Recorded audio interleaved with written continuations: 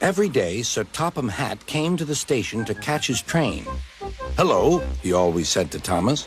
"Don't let the silly freight cars tease you.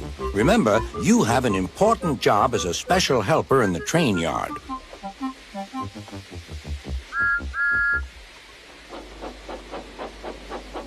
There were lots of freight cars, and Thomas worked very hard pushing and pulling them into place.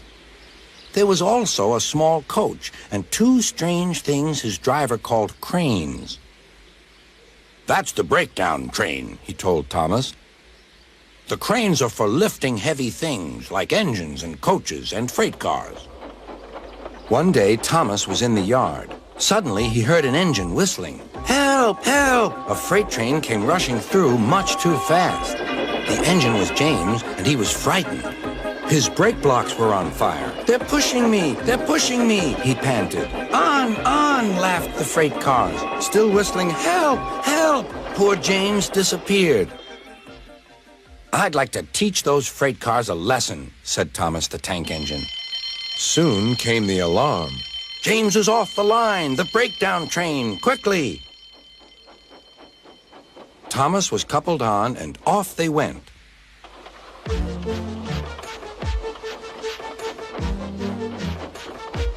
Thomas worked his hardest. "Hurry, hurry, hurry," he puffed.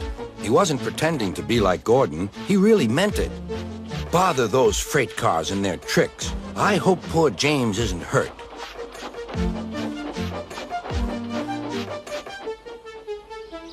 James's driver and firemen were feeling him all over to see if he was hurt.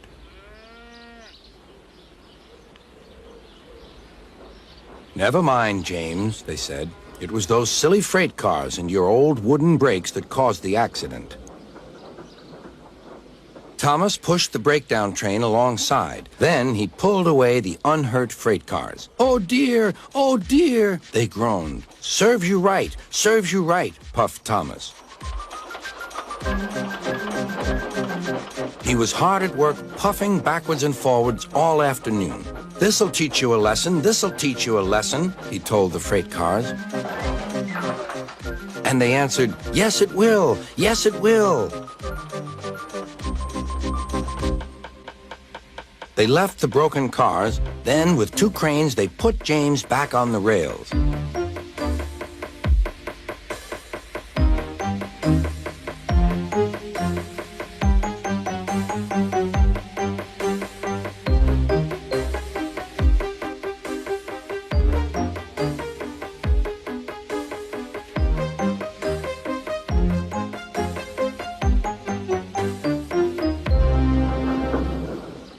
He tried to move, but he couldn't, so Thomas helped him back to the shed.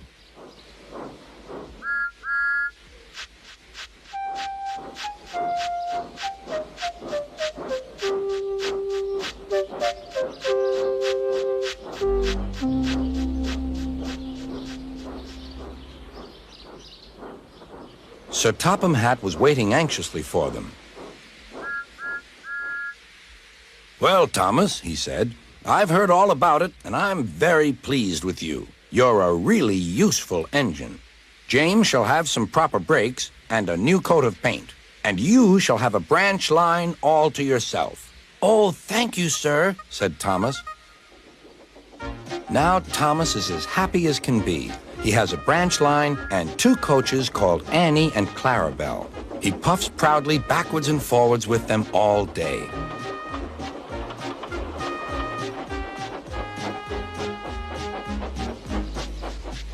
He is never lonely. Edward and Henry stop quite often and tell him the news.